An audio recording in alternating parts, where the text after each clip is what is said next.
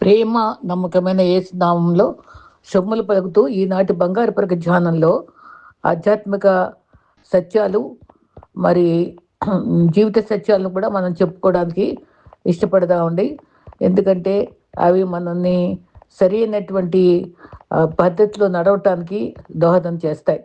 అయితే ఆధ్యాత్మిక జీవితానికి నిర్మాణానికి పునాదులు కొన్ని ఉన్నాయి. ప్రార్థన నీ జీవితానికి ఒక కంచె, విశ్వాసము నిన్ను దేవుని కోసం బలంగా నిలబెట్టే స్తంభం, భక్తి మరి నీవు దేవునితో బ్రతకటానికి పునాది, వాక్యం నిన్ను పడిపోకుండా ఆధారపరిచే గోడ, సహోదరులతో సహవాసము నిన్ను ఎల్లప్పుడూ రక్షించే పైకప్పు, ప్రవర్తన నీకు దిద్దుకునే అందమైన రంగులు, మారు మనసు నీ దేహానికి చక్కని వెలుగు, బాప్టిజము నిన్ను దేవునితో కలిపే గడియ, రొట్టె ద్రాక్షారసము నీ ఆత్మీయతను బలపరిచే మంచి ఔషధం, దేవుని ప్రేమ నిన్ను ఎప్పటికీ సంరక్షించే ఒక తాళం, పరలోకము నీ ఇంటికి చేరుకునే ఒక మార్గం. ఇది నిర్మాణం కాదు, ఇది జీవిత నిర్మాణం. అయితే మనకి ఇంకా దేవుడు నీ కోసం దాచి వచ్చిన ప్రతి ఆశీర్వాదాన్ని తప్పకుండా నీకు ఇస్తాడు. చుట్టూ ఉన్న మనుషులను పరిస్థితులు చూసి నువ్వు నిరుత్సాహపడకూడదు. దేవుడు నీకు ఇచ్చిన వాగ్దానాలన్నీ పొందుకోవడానికి సంపూర్ణ విశ్వాసంతో ఓర్పు కలిగి దాన్ని స్వతంత్రించుకోవాలి. మరి మరి ఆత్మీయ జీవితంలో మరి చెప్పాలంటే చాలా వరకు మన జీవితాల్లో వెతుక్కుంటూనే జీవితంలో చాలా సత్యాల్ని చాలా వరకు ధ్యానించుకుంటూ వెతుక్కుంటూ గడిపేస్తూ ఉంటాం.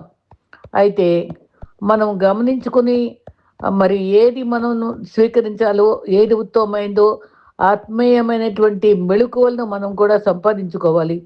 ఈ రకంగా సంపాదించుకోవడానికి మనకి దేవుని అడుక్కోవాలి. ఎందుకంటే దేవుడు జ్ఞానం ఇచ్చే దేవుడు కాబట్టి మన జ్ఞానాన్ని వెతికే వారంగా ఉండాలి. ఆ రకంగా వెతుక్కుంటూ ప్రభువులో మనం సాగిపోవడానికి ఎప్పుడు కూడా ఇష్టపడుతూనే ఉండాలి. ఈ రకంగా మరి ఆత్మీయమైనటువంటి మేళను పొందుకుని మరి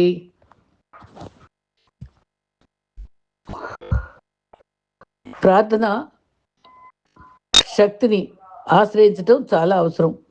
ఏంటంటే ప్రార్థనా శక్తి వర్ణించడం వీలు కాదు. ఒకడు ప్రార్థించటం నేర్చుకుంటే అతడు ఏమైనా చేయగలడు. ప్రార్థనలో దేవునితో పోరాడగల శక్తిని దేవుడు అనుగ్రహిస్తాడు. ప్రార్థన దేవుని చేతిలో బియ్యాల ఉపపడ్డాను అంటాడు భక్తులు. ప్రార్థనలకు విజ్ఞాపన వెన్నెముక వంటిది. దేవునికి ప్రార్థన చేయడం తెలిసిన వారు పరలోకాన్ని భూలోకాన్ని కూడా జయిస్తారు. మరి స్పర్జన్ గారు ప్రార్థనలో గడిపిన ఒక రాత్రి చాలు మళ్ళీ నూతన పరచడానికి, ఆత్మదరిద్రం నుండి ఆధ్యాత్మిక సిరుల్లోనికి, మరి భయకంపం నుండి అభయంలోకి నడిపించటకు శ్రద్ధగా ప్రార్థించాలి. మితానుభవంతో జీవించాలి. ప్రార్థనాపరులుగానే మనం జీవించడం చాలా అవసరం. మరి మరి సెయింట్ ఫ్రాన్సిస్ ఆయన ఎన్నో రాత్రులు ప్రార్థించారు. బోధించటకు కంటే దేవునితో సహవాసం చేయటకు ఇష్టపడేవాడు. ఈ రకంగా ప్రార్థించే అనుభవాలు భక్తుల నుంచి మనం ఎన్నో నేర్చుకోగలం.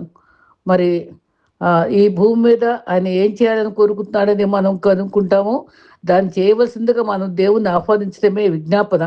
మన ప్రార్థనలో శక్తి ఉంచాలని మనం ఆశించినట్టయితే మిగిలిన సమయాల్లో మనం నీతి నిజాయితీ అనుసరించి నడవాలి. ఫిన్నీ అన్నారు, చార్లిస్ ఫిన్నీ, ప్రపంచమంతా నా హృదయంపై ఉన్నందున నా ఆత్మ భారంతో నలిగిపోతుంది. ప్రపంచ రక్షణకే ప్రార్థించకుండా నేను ఎట్లా ఉంటాను అని ఆయన అన్నాడు. నిజమే. మరి నీవు ఎదిగే కొలది ఒదిగి ఉండాలనే సత్యాన్ని తెలుసుకోవాలి. ఎన్నో అనుభవాల్ని చూడగలం, ఎంతో జ్ఞానాన్ని పొందగలం, ఎన్నో విషయాలు తెలుసుకోగలము, ఎన్నో గొప్ప కార్యాలు సాధించగలము. ఏదైనా గమ్యం నిర్ణయించుకుని సాగిపోవాలి. మరి ఈ రకంగా ప్రార్థన గురించి ప్రతి దినము ఎదుర్కొన్న అనుభవాలన్నీ కూడా మనకు అద్భుతాలే.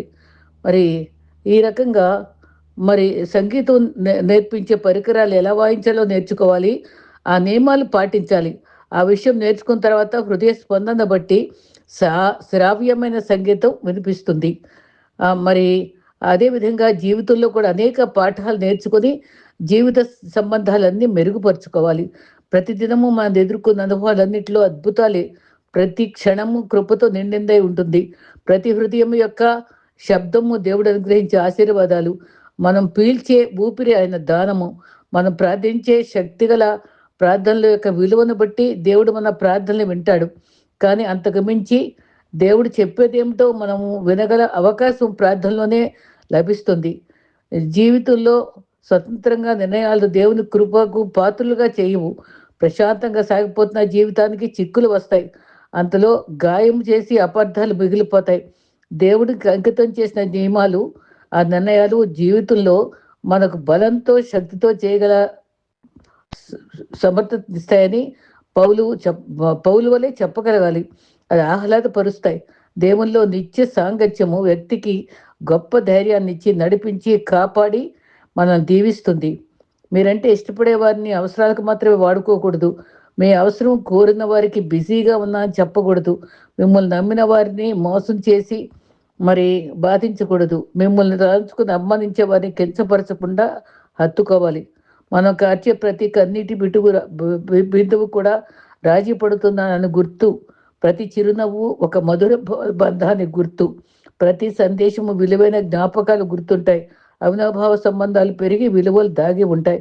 ఈ రోజు కన్నా మరొక రోజు లభించగలదన్న ఆలోచన విరమించుకోవాలి. ఈరోజే నువ్వు కోరుకున్న మంచి ఫలితాన్ని లభిస్తుందనే ఆనందంతో దేవుని మీద ఆధారపడి జీవించాలి. ఎవరి మనసు నీ మీద ఆనుకుంటుందో వారిని పూర్ణ శాంతి గలవానిగా చేస్తాను కూడా ప్రభు మనకి ఎంతో చక్కగా చెప్పారు. కాబట్టి అది ఆలోచించుకుని మనం జీవిత గమనాన్ని సమర్థవంతంగా చేసుకోవడానికి మరి చూసుకోవాలి. మరి మరి మనం ఆరాధించడానికి అనుకూలంగా ఆ అనుభవాల్లో ఒకరు భక్తులు చక్కటి మాటలు చెప్పారు. ఆతో ఉన్నాయి కొద్దిగా నేర్చుకుందాం. మరి అది ఆరాధనకి ఉపయోగపడతాయి. మరి ఆశ్రయపురమా, ఆత్మతో నడిపించువాడా, ఆత్మతో బలపరచువాడా, ఆత్మతో అభిషేకించువాడా, ఆత్మతో బ్రతికించువాడా, ఆత్మతో నింపువాడా, ఆత్మవరములు ఇచ్చువాడా, ఆత్మ కృమ్మరించువాడా, ఆత్మనేత్రములు తెరుచువాడా, ఆత్మరక్షకుడా, ఆత్మీయ జీవితములకు నావికుడా, ఆద్యంతరహితుడా, ఆకాశ మహాకాశములు పొందున్నవాడా, ఆపత్కాలమున ఆశ్రయమా, ఆశల తీరమా, ఆజ్ఞాన్నిచ్చువాడా, ఆత్మకు జీవమా, ఆశ్రయపురమా, ఆమె ననువాడా. ఎంత చక్కటి మాటలండి. మరి ఆయన సంపూర్ణత అంతటా కుమ్మరించబడి ప్రతి హృదయాన్ని నింపుతుంటే, దాంతో ఏ కుదువ లేకుండా ప్రతి హృదయం నింపబడి సంతృప్తి చెందుతూ ఉంటే భూమి మీద పరలోకాన్ని మానవుడు రుచి చూస్తాడు. క్రీస్తును వెంబడించే ప్రతి వ్యక్తి ఆయన కొరకు సాక్షిగా ఉండాలి. ప్రతి మానవుని జీవితానికి సర్వశక్తిగల దేవునికి ఒక ప్రత్యేక ప్రణాళిక ఉంది. హృదయంలో క్రీస్తు ఉండాలి, చేతిలో బైబిల్ ఉండాలి, ముఖంలో కాంతి ఉండాలి, మాటల్లో నిజం ఉండాలి, చూపులో స్వచ్ఛత ఉండాలి, క్రియల్లో యథార్థత ఉండాలి, పరిచర్యలో జాగ్రత్త ఉండాలి, పాటించుటలో ముందుండాలి. ఈ నియమాలు పాటించగలిగిన వాడే నిజ క్రైస్తవుడు. ఆత్మీయ జీవితం పద్మస్థితికి చేర్చేది నిర్లక్ష్యం, అజాగ్రత్త, పొరపాట్లు నిర్లక్ష్యానికి కారణము. వాటికి భిన్నంగా చురుకుతనం కలిగి జాగ్రత్తతో పొరపాట్లు సవరించుకోవడం వల్ల విజయం వరిస్తుంది. మనకున్నదాన్ని నిర్లక్ష్యం చేస్తూ లేని దానికోసం ఆరాటపడుతూ ఉన్నంతకాలం సంతోషంగా ఉండలేం. ఉన్నదాన్ని సద్వినియోగం చేసుకుంటే సంతోషం మన సొంతం. ఎవరు తలాంతులు వృద్ధి చేసుకునేందుకు నిర్విరామంగా కృషి చేస్తారో వారిని దేవుడు తలాంతులకు ఇస్తాడు. తలాంతులు ఇచ్చి ఇంకా రెట్టింపు చేస్తాడు. దేవుని తోటలో పూలు పూస్తాయి, రెట్టింపు కాదు, ఏడింట్లో పూలు పూస్తాయి. అవి నిరంతరము సువాసన ఇస్తూనే ఉంటాయి. మంచితనం మన వెంట ఉంటే మనం ఎక్కడున్నా ఏం చేస్తున్నా, మనం ఉన్నా లేకున్నా మన గురించి మంచిగా అనుకునేవారు ఒక్కరైనా ఉంటారు. చెడు గురించి మాట్లాడుకోవడానికి 100 మంది ఉన్నా ఒక్కరు మన గురించి మంచిగా మాట్లాడుకుంటే అది మన ధన్యం. మన జీవితం అంతా ధన్యం అవుతుంది, మనకు ఆనందం నింపబడుతుందో. ఎవరు ఆత్మలో రహస్యంగా దేవుని కుమారులోని యథార్థతను ప్రతిరోజు పరిశోధించి ఆ రోజు ఆచరిస్తారో వాటి వల్లనే జీవిస్తారు. ఆరాధించాలనే ఒక ఆశ మనలో విశ్వాసంతో ఒక ఆశ చాలా జీవితంలో మనకు అవసరమైనటువంటి అంశం అవుతుంది. ఆయనకు విధేయత చూపుట, ఆయన కనుగొంటకు ఇష్టపడాలి. ఇదే నీ సంతృప్తికి పరమావధి కావాలి. పరలోకం మొదటిగా చివరిగా ఏ ఆచరణ లేని ప్రభు సన్నిధే. నూనె లేని దీపానికి వెలుగుండదు. నీరు లేని బావి దాహం తీర్చలేదు. ప్రార్థన లేని జీవితానికి ఫలము లేదు. ఆరాధన లేని జీవితానికి ఉద్యమం ఉండదు. నేను లేఖనాలు చదివేటప్పుడు నా హృదయం నాలో ఉండకపోతే యేసు వాగ్దానాన్ని జ్ఞాపకం చేసుకుంటాను. ప్రతి అడుగు అడిగే అడిగేటువంటి ప్రతిదీ మరి ఇవ్వబడుతుంది. వెతుకువాని దొరుకుతుంది, తట్టువానికి తీయబడుతుంది. క్రైస్తవులు లోకానికి వెలుగై ఉన్నారు. వాళ్ళు మండుచూ ప్రకాశించే దీపాలై ఉన్నారు. దేవుడు ఆయన యందు బహుగా సంతోషిస్తాడు కనుక ఆయన ద్వారా మన యందు కూడా సంతోషిస్తున్నాడు. క్రీస్తు ప్రేమ చేత నింపబడిన జీవితము ఎంతో సౌందర్యవంతమైంది. ఏసే నా సమస్త ఆహ్లాదం, ఆయన సేవ నా సమస్త ఆశ, ఆయనతో విశ్రాంతి నా నిరీక్షణ. కోరికల వశం కావడం అన్ని పాపాలకు బలహీనతలకు మూలం. దేవుడు చెప్పేటప్పుడు దాన్ని వినకుండా, నీ మనసాక్షి ఆటంకపరచకుండా జాగ్రత్తపడు. నిన్ను గురించి ప్రజలు ఏమనుకున్నా పర్వాలేదు. సువార్తలోని సత్యవాక్యాన్ని నేను ఒక దీన పాపికి వెల్లడిస్తే పరిశుద్ధాత్మ తోడుగా ఉండి ఆ వాక్యాన్ని శక్తితో అతని అంతరంగంలో కార్యం జరిగిస్తే అతను రక్షించబడతాడు. ఆయన పని చేసేందుకు ఆయన కృప అవసరం. ప్రార్థనాపూర్వకంగా ఆయన వాక్యం చదవటం అవసరం. ఆయనే నా నిరీక్షణ. ఈ లోకంలో దాని అంతటికంటే అదే నాకు చాలా ఎక్కువ. ఇవెంతో చక్కని తలంపులండి. ఈ తలంపుల్ని మనం ధ్యానించుకుంటూ మరి ముందుకు సాగిపోవడం చాలా చాలా అవసరం. మరి ఈ దినాన్న మనం ఒక మంచి అంశాన్ని మరి ఆసక్తి గల విశ్వాసమేనా, మరి క్షమించుట ఎట్లు, ఈ రెండు అంశాలు చెప్పాలని కోరుకుంటున్నానండి. ఈరోజు అంశము ఆసక్తి గల క్రైస్తవుడమేనా. గలతీ 4:18 ఎల్లప్పుడూ మంచి విషయంలో ఆసక్తి కలిగి ఉండటం యుక్తమే. ఒక లక్ష్యం కలిగిన గొప్ప విజ్ఞాన శాస్త్రజ్ఞుడు ఆర్కిమిడీస్, సర్ ఐజక్ న్యూటను, మరి జేమ్స్ వంటి వారు మొదలగు వారు ఉన్నారు. ఒక లక్ష్యం కలిగి వారి పనులు కొనసాగించారు. వారి మానసిక శక్తులు ఒకే చోట కేంద్రీకరించారు. అయితే అది అలవాటు దేవుని సేవకు అంకితం చేస్తే అది మతాసక్తి అవుతుంది. పౌలు ఆసక్తి గల విశ్వాస గనుక ఏవి మాన్యమైనవో ఖ్యాతి గలవో అవి మనస్కరించాలని చక్కగా చెప్పాడు. క్రీస్తు చెప్పిన సందేశంలో దేవుని రాజ్యాన్ని మొదట వెతకాలన్నాడు. తీతు 2:14 సత్క్రియలందు ఆసక్తి గల ప్రజలను తన కోసం పవిత్రపరుచుకొని తన సొత్తుగా చేసుకుంటకు తను తానే మన కొరకు అర్పించుకున్న క్రీస్తు మన యందు ఆసక్తి కలిగి ఉన్నాడు.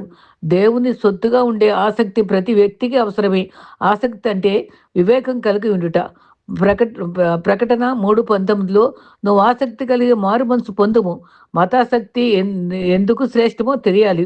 దేవుని పట్ల ఆసక్తి గల విశ్వాసి ఎంతటి కష్టాలు బాధలు కలిగినా భరిస్తూ తగ్గింపుతో జీవిస్తూ యథార్థవంతునిగా పొగట్లకు అతీతంగా అవమానాలు ఓర్పుతో సహిస్తూ దేవుని మాత్రమే ఆనందపరచాలని, ఆయన చిత్తం నెరవేర్చడానికి ప్రతి చోట సాక్షిగా ఉండాలని ఆసక్తితో ఉంటారు. అపోస్తల కార్యాలు 20:24 ఫిలిప్పీ 3:13-14 వరకు దేవుని ప్రేమ ముందు సమస్తము వ్యర్థంగా ఎంచుకొని సహనం కలిగి గురు యొద్దకే పరిగెత్తి ఎందరూ ద్వేషించిన ప్రజల అణిచివేతలకు లోనైనా ఖైదీలు మరి బంధకంలో సహించి చిరకాలము ప్రకటించిన సువార్త కొరకై హతశాగుటకు సిద్ధపడు ఆసక్తి పౌలుకున్నది. అటువంటి ఆసక్తి ప్రతి విశ్వాసికి కావాలి. అపోస్తల కార్యం 28:22 అది ఆది క్రైస్తవులు దేవుని ఆరాధించట్లో ఆక్షేపణకు గురై కొండ గుహలకు రహస్థలాలకు తరుముబడ్డారు. సిలువ, శ్రమలు, అవమానము, నిందలు సంపాదించారు. ఆసక్తితో ఆత్మ జాలరులుగా జీవించారు. ఇగ్నేషియస్ సింహాంచే చంపబట్టకు సంతోషంగా వెళ్ళి నేను ఇప్పుడు నా యజమానికి క్రీస్తు శిష్యునిగా ఉండటకు ఆరంభించుతున్నాను అని చెప్పాడు.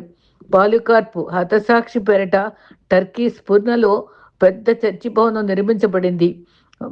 నేను నా భర్తతో హోలీల్యాండ్ వెళ్ళినప్పుడు నేను 7 సంఘాల్లో 5 సంఘాలు చూడగలిగాను. దీని పాలికార్ప్ ఆ చర్చిని కూడా నేను చూసి మోకరించి ప్రార్థించాను. ఆ కాలిపోయినటువంటి గుర్తులు ఇంకా ఆ చర్చిలో కనబడుతూనే ఉన్నాయి. నిజంగా ఎంత వాస్తవంగా ప్రభు కొరకు చనిపోయిన పాలికార్ప్ హతసాక్షి టర్కీలో అది చిరస్మరణీయంగా నిలబడిపోయాడు. నేను 80 పైన దాటి నేను దేవుణ్ణి ఎరగదని ఎలా చెప్పగలను అని చెప్పినప్పుడు ఆయన కాల్చారు. అయితే అది అది క్రీస్తు విడవలసిన పాలకొరకు బెదిరిస్తే మంచి విలువల సాక్ష్యాన్ని మిగిల్చి చనిపోయాడు. స్ఫురణ సంఘం ప్రకటనలో శ్రమల కోర్చింది. 85, 86 సంవత్సరంలో వయసు గలప్పుడు నేను క్రీస్తుని సేవించాను. ఆయన నన్ను ఒక్కసారైనా కష్టపెట్టలేదు. అట్టి రాజును నేను ఎట్లా అప్పగించాను అని కాల్చబట్టకు ఆ శరీరం అప్పగించాడు.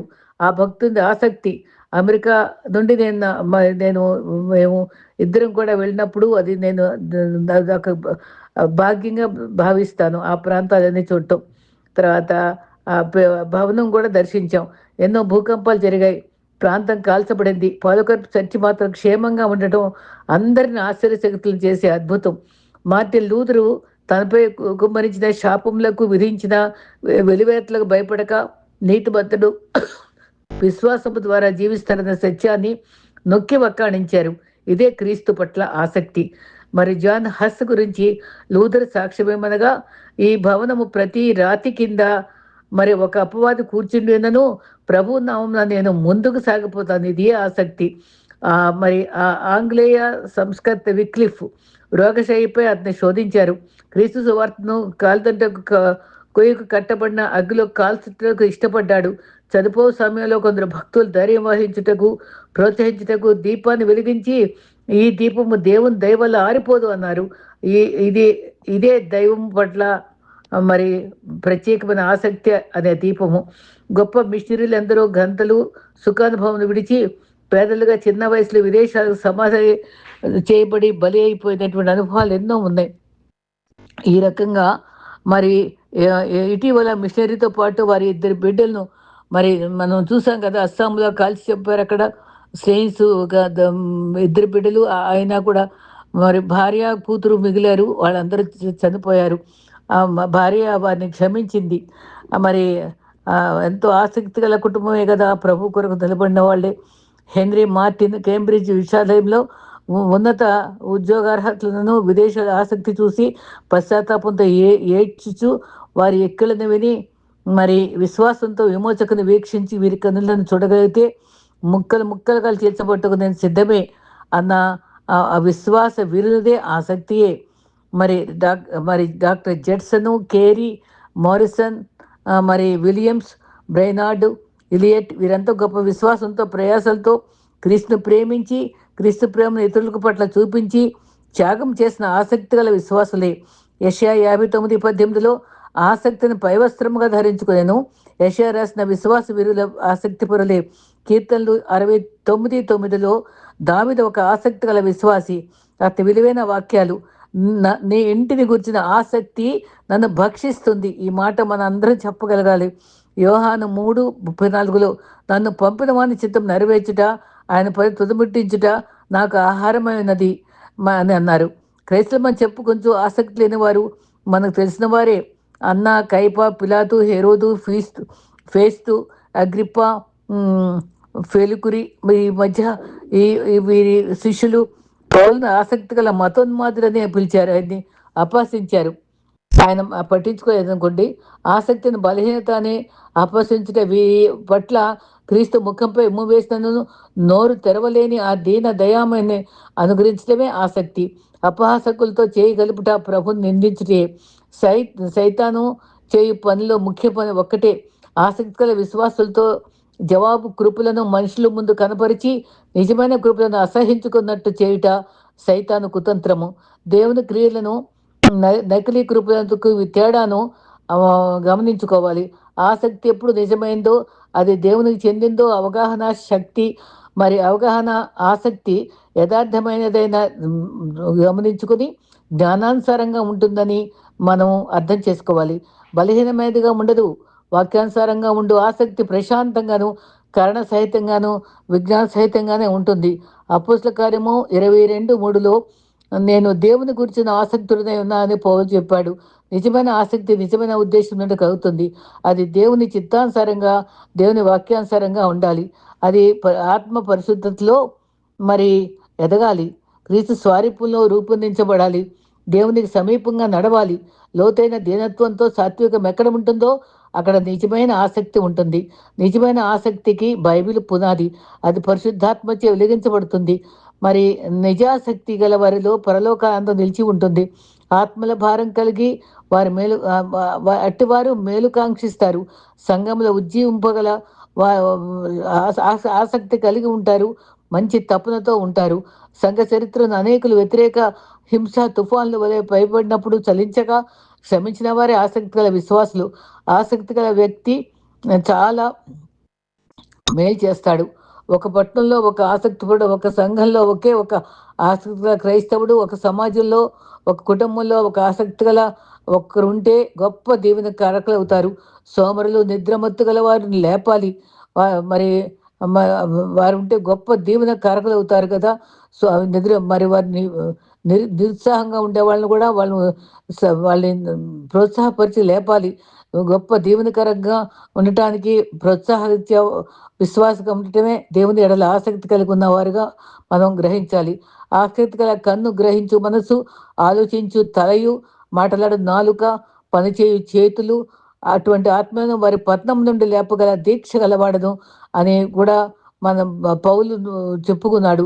పనిచేయు చేతులు ఆత్మను మరి దీక్ష ఉండటం, ఆసక్తి కలిగి ఉండటం, మరి పట్నం నుండి వారిని లేపగలగటం, అది ఆత్మ యొక్క సంపాదించుకునే ఆసక్తి ప్రతి విశ్వాసికి కర్తవ్యంగా భావించాలి. ఆసక్తి గల విశ్వాసి చివరిగా నువ్వు ఆసక్తిగా క్రైస్తవుడివేనా అని మనం పరీక్షించుకోవడం కూడా అవసరం. ప్రతి వ్యక్తి కూడా ఇది ఏ విధమే ప్రశ్నించుకొని ఆసక్తి కలిగి ఉండటం నేర్చుకుందాం. అట్టి ఆసక్తి గలవాడు అణిచివేయబడకుండా, ఆత్మ ఆర్పు వేయబడకుండా జాగ్రత్త పడాలి. ఆసక్తిని వెతికి దాన్ని జాగ్రత్తగా పోషించి ఆ అంశాన్ని నీ హృదయంలో ఇతరుల హృదయం నుండి పండించినట్లుగా ఆ దైవాసక్తిని పెంపొందించాలి. అది పరలోకంలో నాటిన మొక్క క్రీస్తు నిమిత్తము అణదొరకరాదు. ఉదయాన్నే లోకవార్తలు, టీవీ చూసే ఆసక్తి బైబిల్ పఠనంపై ఉంటుందా? ఉద్యోగానికి సకాలానికి వెళ్ళి బాధ్యతగా బ్యాంకు పుస్తకాలపై చూపు శ్రద్ధ సంఘారాధన పట్ల ఉందా మనకు? వెండి బంగారాల గురించి, గృహాల నిర్మాణాల సంపాదన వల్ల వినోదాల మంది ఆసక్తి, పరలోక బంగారు వీధిలో తిరగాలన్న ఆసక్తి ఉందా? దానికోసం ప్రయాసపడే తపన ఉందా? మరి సిలువను ఆశ్రయించి దేవుని మహిమ కొరకు, సువార్త వ్యాప్తి కొరకు ఆసక్తి కలుగుటకు సిలువ వీడకుండా మారుమనసు తగిన ఫలాలు తాజాగా ఉండేలాగా మరి పొందుతూ ఆసక్తితో జీవించడానికి మన కర్తవ్యంగా భావించాలి. రెండవ భాగంగా మరి నేను గతంలో ఒకసారి నేను చెప్పిన మాటే ఎందుకో చెప్పాలనిపిస్తుంది. మరి క్షమించడం ఎలా? ఇది ఇంతకుముందు ఒక టాపిక్ చెప్పాను. ఈ భావాలు వేరు, అప్పుడు చెప్పిన భావాలు వేరు. దీని గురించి బైబిల్లో క్షమ గురించి మనం ఎంతనా చెప్పుకోవచ్చు. ఎఫెసీ 4:32లో నేను నిన్ను క్షమించగలను కానీ నువ్వు చేసిన అపకారాన్ని మర్చిపోలేను అనే మనసుతో ఉండకూడదు. అయితే ఇదే చాలామంది చేస్తున్న పని. క్షమ అనేది రాసిన నిబంధనను రెండుగా చింపివేయడం, అది పూర్తిగా కనబడకుండా కాల్చివేయడం, అది క్షమ. ఒక వ్యక్తి తన ఆఫీసు పని పూర్తయిన వెంటనే ఇల్లు చేరకుండా చాలా కాలం క్లబ్లో గడిపి తప్పతాగి స్నేహితుల సహాయంతో ఇల్లు చేరతాడు. అది వారి పెళ్లి రోజు. భార్య రెచ్చిపోయి కోపవేషాలతో గొడవ చేయకుండా ఆప్యాయంగా భర్తను ఆదరించి పరిచయం చేసింది. స్నేహితులు ఉన్నారని మాత్రమే కాస్తంత మర్యాదగా పాటించింది. తెల్లవారిన తర్వాత ఆ భర్త గతంలో తన ప్రవర్తనకి సిగ్గుపడి భార్యను క్షమాపణ కోరాడు. ఇక ఎన్నడూ నిన్ను బాధ పెట్టను అని ప్రమాణం చేశాడు. మరి మంచి సమయాన్ని రాలేకపోయానని. ఒక నెల గడిచిపోయింది. భార్య ప్రతి సందర్భంలో మన పెళ్లి వార్షికోత్సవం నాడు ఆనందంగా గడపనీయక తాగి నిరాశ పెట్టావు. నేను కాబట్టి నిన్ను క్షమించి ఊరుకున్నాను అనే కోపోద్రేకంతో కించపరుస్తూ మాటికి కించపరుస్తూ ఉండేది. ఒక్కసారి కాదు, ఎన్నోసార్లు ఇదో పద్ధతిలో విసిగిస్తూ ఉంటే భర్త విసిగిపోయి అడిగాడు, నువ్వు నన్ను క్షమించావు, మర్చిపోయావని తలంచగాని ఇలా హింసిస్తున్నావెందుకు అన్నాడు. సరే, నేను క్షమించాను, మర్చిపోయాను, కానీ నిన్ను క్షమించానని మర్చిపోయానని నువ్వు మాత్రం మర్చిపోకూడదు సుమా, అందుకే గుర్తు చేస్తున్నాను అందట. క్షమించడం అంటే అది కాదు. లోపల ఏమాత్రము పచ్చిగా ఉన్న మానసిక గాయం పూర్తిగా మానిపోవాలి. ఆ బాధాకరమైన భావాలు ఛాయలు ఉండకూడదు. గాయపరిచిన గాయాలు గుణపడాలి. పడమడికి తూర్పు ఎంత దూరమో పాపంలోకి మనకు అంత ఎడం కలగ చేసిన దేవుడు మనలో క్షమాగుణాన్ని వీరేం చేస్తున్నారు తెలియదు క్షమించానన్న ప్రథమ హతసాక్షి స్టెఫను వాక్కులు ధ్యానం చేయాలి. అయితే ఈ క్షమించడం గురించి చాలా చక్కని భావాలండి. ఇవన్నీ మనసులో పెట్టుకుందాం. క్రీస్తు మాటలు అనుసరించిన స్టెఫను అనుకరించడం నేర్చుకోవాలి. బాధింపబడినప్పుడు కూడా పరుష వాక్కులు నోటికి రాకుండా జాగ్రత్త పడి ఆశాభావంతో మంచి మాట్లాడే వారికి శరీరంలో నరాలు సడలి విరామభావంతో రక్త ప్రవాహం సాఫీగా మెదటి వరకు ప్రవహించగా ఉత్సాహవంతులుగా ఉంటారట. మెదడు సవ్యంగా పనిచేయడం వల్ల మంచి నిర్ణయాలు తీసుకోగలుగుతారట. మంచి జవాబులు ఇవ్వగలుగుతారట. చూసారా క్షమించడంలో ఉండే లాభాలు? ఆరోగ్యకరమైన జీవన విధానానికి అనువుగా శాంతిలో నిలిచి విశ్రాంతిగా మంచి నిద్రతో సుఖజీవనం సాగిస్తారు. క్షమించక కక్ష పగ మనసులో ఉంచుకుంటే అది చిరాకు పెంచుకుంటే అసందర్భ ప్రేరణ నోటికి వస్తుంది. భద్రపోతుల్లాగా హానికరమైన మాటలతో ఇతరుల హృదయాలను గాయపరుస్తూ సత్ సత్సంబంధాలను సుడువుగా కోల్పోతారు. అనారోగ్య సూచనలుగా తలనొప్పి, కళ్ళు తిరగటం, రక్తపోటు అధికం కావడం, చివరకు పక్షవాత రోగాలు కూడా సమీపిస్తాయి. సాధ్యమైనంత క్షమాగుణం పెంచుకోవడానికి ఆలోచించుకోవాలి, ప్రయత్నించాలి. సామెతలు 16:24లో ఇంపైన మాట తేనెపట్టు వంటిది, మధురమైనది, ఎముకలకు ఆరోగ్యము. సామెతలు 6:2లో నీ నోటి మాట వల్ల నువ్వు చిక్కుపడి ఉన్నావు, జాగ్రత్తగా ఉండాలి. ప్రతి వ్యక్తికి ప్రత్యేకమైన సమాధి తోట ఉండాలి. అందులో మరి ప్రేమించేవారు స్నేహితులు చేసే తప్పిదాలని, బాధించే మాటల్ని పాతిపెట్టేసేయాలి. మళ్ళీ తవ్వకూడదు. ఒక ప్రాంతంలో ఒక విశ్వాసి, దేవుని సేవకుడు, ఎందరో మనలో పొందిన వ్యక్తి గతంలో తొందరపాటుగా చేసిన తప్పిదాన్ని హృదయంలో లోతులా దాచుకున్నాడు. ఎవరికి తెలియదు, కానీ దేవుడు క్షమించేశాడన్న భావం తనకు కలగలేదు. చాలాసార్లు ఆ నేరభావంతో లోపల కుమిలిపోయేవాడు. అతను నిర్వహించిన సంఘంలో ఒక భక్తురాలికి దేవుని ప్రత్యేక వరం ఉంది. దర్శనం ద్వారా ఎవరైనా గతాన్ని గ్రహించగలరు. అటువంటి భక్తురాలు ఎవరైనా అది దానికి వివేచన వరం అంటారు. ఆ పాస్టర్ గారు ఆ స్త్రీతో ఒకరోజు చెప్పారు, అమ్మా ఈసారి ప్రభు మాట్లాడేటప్పుడు నా గురించి చిన్న సత్యాన్ని అడుగు. సెమినరీలో ఉండగా నేను చేస్తే తప్పుదో ఉంటుంది, ప్రభు ఏమన్నా గుర్తుపెట్టుకుని నేను జ్ఞాపకం చేస్తారేమో నాకు చెప్పవా అని అడిగాడట. సరేనండి అందట. కొన్ని రోజుల తర్వాత పాస్టర్ గారు ప్రశ్నించారమ్మా, క్రీస్తుని దర్శించాడా? నిశ్చయంగా దర్శించారండి. సెమినరీలో ఉండగా నువ్వు చేసిన తప్పిదాన్ని గురించి అడిగావా అప్పుడు అని అడిగినప్పుడట, నిజంగా ఎంత చక్కటి అనుభవాలు, ఈ ఎగ్జాంపుల్స్ అన్నీ కూడా అర్థవంతంగా ఉన్నాయండి. అది అర్థం చేసుకోవాలి. అడిగానండి, మరి ఆయన ఏం చెప్పారో చెప్పండి అని ఆత్రంగా ప్రశ్నించారట. అదేనండి క్రీస్తు జవాబు ఒకటే, నాకు జ్ఞాపకం లేదమ్మా అన్నారట ప్రభు. అవును, ఆయన క్షమ అది పడమటికి తూర్పు ఎంతో దూరం చేసేస్తాడు కదా, మన వీపు వెనక పడేస్తాడు మన తప్పిదాలు క్షమించి. మరి అందుకే కదా దావీదు అంత పాపిన క్షమించాడు పశ్చాత్తాపడితే. ఆయన క్షమ అపారము, ప్రేమ అనంతము, దేవుని ప్రేమ అద్భుతము, ఎంతో ఎత్తైనది, అందులో ఎంత లోతైనది, అందుకోలేంత విశాలమైనది, కొలవలేనంత గొప్పది. క్షమకు మరో ఉదాహరణ. ఒక ప్రాంతంలో రోడ్డు దాటే ప్రయత్నంలో రోడ్డు చివరగా ఇద్దరు దైవ సేవకులు ప్రార్థన సమావేశానికి వెళ్ళాలని త్వరపడుతూ నిలిచారట. ఎదురుగా వెనక కారు వస్తుంది. ఆ కారులో ఒక యవ్వన స్త్రీ ఉన్నది. గమనించకుండా నిలిచిన ఆ పాస్టరు ఆ కారును గుద్దేశారు. అక్కడికక్కడే వారిద్దరూ మరణించారు. ఆ ఒంటరి స్త్రీ భర్త లేడు. 7 సంవత్సరాల వయసున్న బాబున్నాడు. మరి 30 సంవత్సరాల లోపు వయసున్న ఆమె కోర్టుకు హాజరుపరిచారు.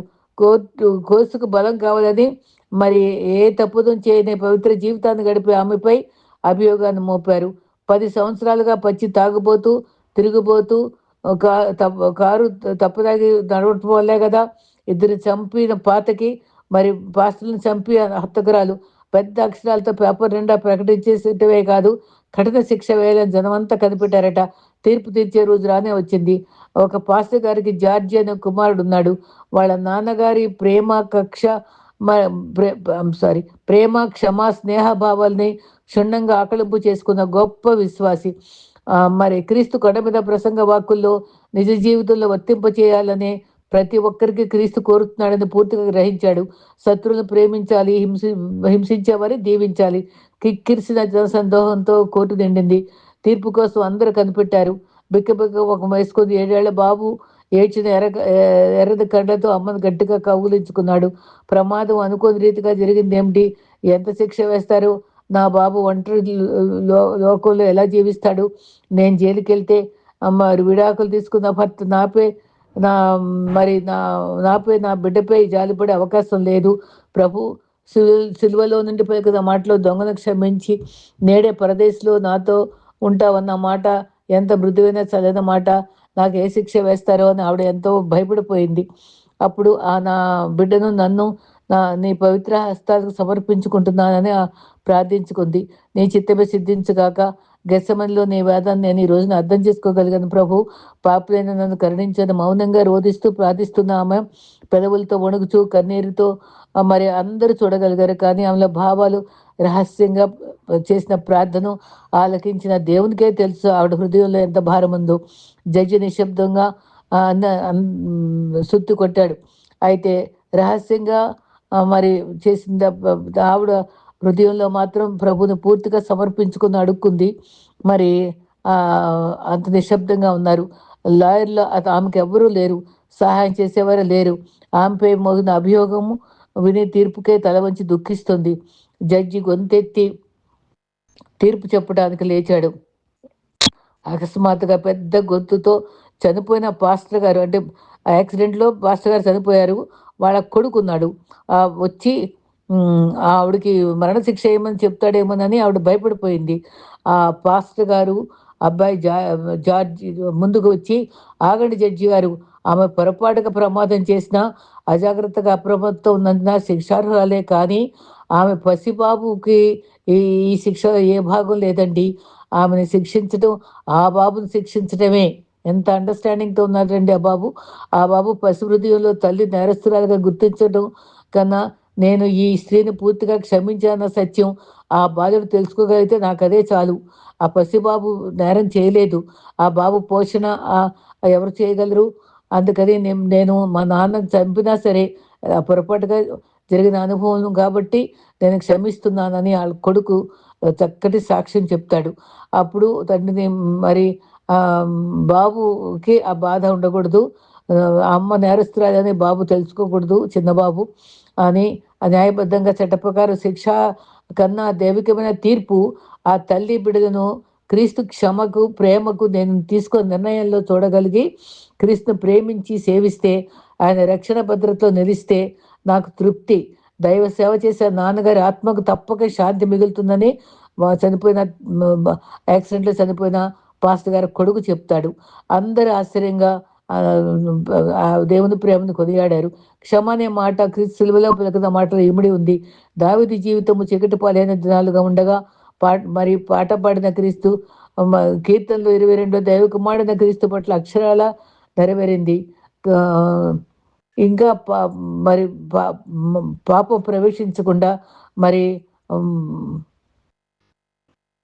సరి చేసుకునే అవకాశాలు కూడా దేవుడు మనకి ఇస్తాడు. చేతులు మరి అందరూ గుడ్డి వాళ్ళను ముట్టకుండా బాధితులను దయగా ప్రేమమయుడు చేతులు తాకకుండా మేకులు కొట్టారు. మరి వారు ఎంతో మంది కుష్ఠరోగులను రక్షించడానికి, సమరస్యని రక్షించడానికి ఆయన కాలి నడకన వెళ్ళి చేసినటువంటి దానికి కాళ్ళకు మేకులు కొట్టారు. మరి నుదురు కరుణకు ప్రతిరూపంగా ఉండేదలా నల్లగా కమిలిపోయి క్రీస్తు రక్తంతో కళావిహీనమైంది. చంటిపాపగా ఉన్నప్పుడే చంపాలని చూశారు. ఇల్లంటూ లేదు, నకలకు బొరియలు ఆకాశ పక్షుల గూళ్ళైతే ఉన్నాయి, కానీ ఇంకేమీ లేదు. రాత్రిని తలగడగా చేసి నిద్రించాడు. ఆ క్రీస్తు ప్రార్థనతోనే ఆరంభించిన 7 మాటలు ప్రార్థనతోనే ముగించాడు. సిలువలో సూచక్రియలు చేయలేకపోవచ్చు, క్షమించమని ప్రార్థన చేసి మనకు ప్రార్థించమని నేర్పించినటువంటి క్రీస్తు నిజంగా వందనం నీయుడు. ఇంత గొప్ప క్షమను ఏ రీతిగా క్షమించాలో ఈ అనుభవాల ద్వారా మనం ఎంతో స్పష్టంగా నేర్చుకోగలం. ముగింపుగా ఆధ్యాత్మిక జీవితంలో నిర్మాణానికి పునాదులు ఒక మాట చెప్పి ముగిస్తానండి. ప్రార్థనట మన జీవితానికి ఒక కంచె, విశ్వాసము నిన్ను దేవుని కోసం బలంగా నిలబెట్టే స్తంభం, భక్తి నువ్వు దేవునితో బ్రతకటానికి పునాది, వాక్యం నిన్ను పడిపోకుండా ఆధారపరిచే గోడ, సహోదరులతో సహవాసము నిన్ను ఎల్లప్పుడూ రక్షించే పైకప్పు, ప్రవర్తన నీకు నీకు నిన్ను దిద్దుకుంటకు అందమైన రంగులు, మారు మనసు నీ దేహానికి చక్కటి వెలుగు, బాప్టిజము నిన్ను దేవునితో కలిపే గడియ, రొట్టె ద్రాక్షారసము నీ ఆత్మీయతను బలపరిచే మంచి ఔషధం, దేవుని ప్రేమ నేను ఎన్నటికీ సంరక్షించే ఒక తాళం, పరలోకము, నీ ఇంటికి చేరుకునే మార్గము, అది జీవిత నిర్మాణము. మరి ఇట్టి చక్కని తలంపులతో మరి క్షమించడం ఎలా అనే భావాన్ని నేర్చుకున్నాం. ఆసక్తి కలిగి ఉండటం నేర్చుకున్నాం. ఈ భావాల్ని మనసులో పెట్టుకుని మంచి ఆసక్తి గల విశ్వాసిగా ఉందాం. మరి క్షమించడం ఎలాగో నేర్చుకున్న పద్ధతులు పాటిద్దాం. ఈ ఈ ఆధ్యాత్మిక జీవితానికి పునాదుల్ని మన్నం చేసుకుంటూ మన జీవిత యాత్ర కొనసాగిద్దాం. అట్టి కృప మనందరికీ ప్రభు అనుగ్రహించుగాక. ఆమెన్.